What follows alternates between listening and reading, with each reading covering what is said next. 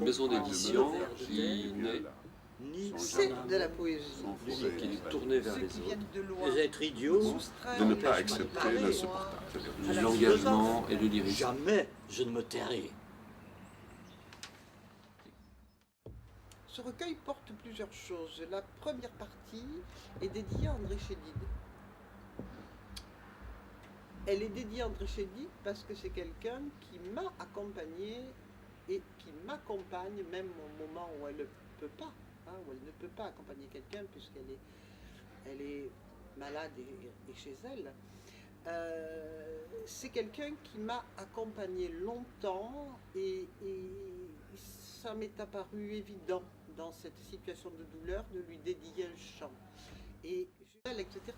C'était comment commencer ce recueil? Et ben, c'était par parler à André. Parler à André de l'écriture, de la poésie, des femmes, parler d'elle joyeuse, solaire, guerrière, et d'elle souffrante, tu vois. Et puis aller vers ce dit de la mort, qui est bien titré comme ça dans le livre.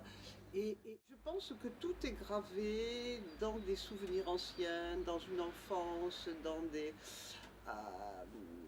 mes souvenirs scolaires, par exemple, sont très forts, mes souvenirs de la maternelle. Et ça existe dans le texte. À la maternelle, j'avais un prêtre qui disait les premières lettres, les lettres les plus importantes de l'alphabet sont O, B, I, C. Eh ben, quand on a ça tout petit, on devient révolutionnaire. Voilà, c'est radical, hein, comme leçon de vie, tu vois. Mais c'est pour ça que je me rappelle de cette obéissée. Tu vois ce que je veux dire? Parce que j'ai réagi contre. Sinon, je ne sais pas si ça serait resté dans la mémoire. Mais en quoi être révolté, en quoi écrire de la poésie, c'est être révolté? Alors, écrire de la poésie, c'est aller au plus loin de soi, me semble-t-il. Donc déjà, pour aller au plus loin de soi, il faut avoir une dose d'inconscience peut-être, mais une dose de ferveur et de courage qui sont très proches de celles qu'on doit avoir dans le militantisme. On va au plus loin de soi, c'est-à-dire on n'y va pas vraiment pour soi. Quand on écrit, bon, qu'on écrit et qu'on met dans les tiroirs, ça arrive à tout le monde, donc effectivement on peut écrire pour soi et c'est une bonne chose si on ne veut pas publier. Mais il y a dans la démarche de l'écriture une quête qui me paraît essentielle et qui est très très proche de la lutte. C'est une lutte constante pour un présent requalifié. Tu vois, on ne peut pas accepter des situations inacceptables. Et dans la poésie, au fond, que fait-on? À l'heure actuelle, je ne refuse pas la poésie engagée. Tu vois, je ne dis pas qu'elle ne doit pas être écrite. Je ne dis pas qu'elle ne doit pas être sous la forme la plus belle. Je ne dis pas qu'on doit faire des poèmes comme à une époque les sonnets staliniens de certains, dont je ne dirais pas le nom, mais dont on a trouvé qu'ils étaient moches. Ça ne veut pas dire qu'ils n'ont pas été utiles, ça veut dire que ce n'était pas vraiment de la poésie parce qu'il y avait trop de doctrine à l'intérieur.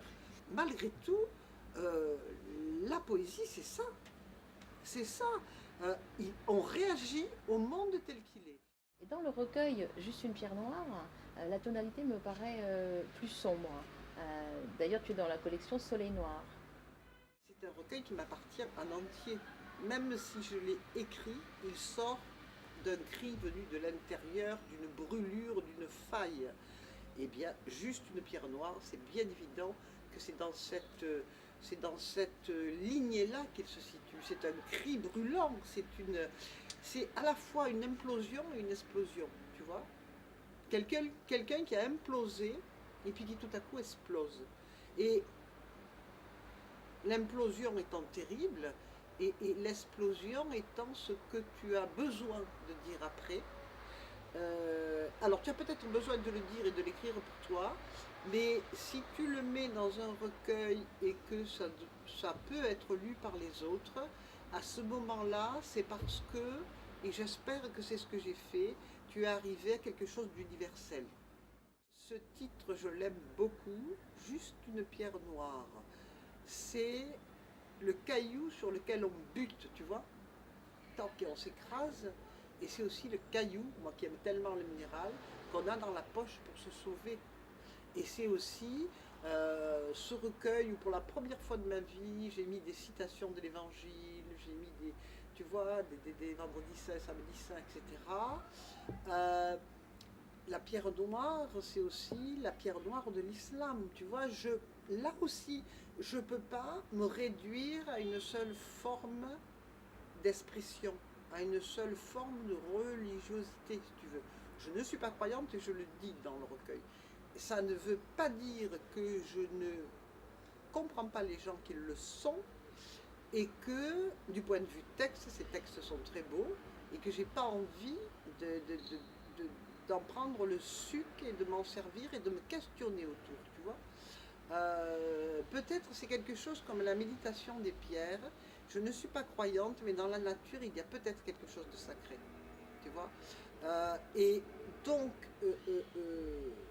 ce sacré-là peut-être me convient aux moments les plus ultimes. Hein.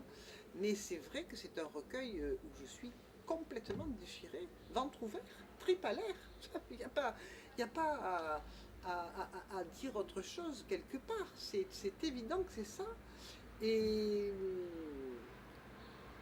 quand on fait ça, on court tous les risques. On court tous les risques.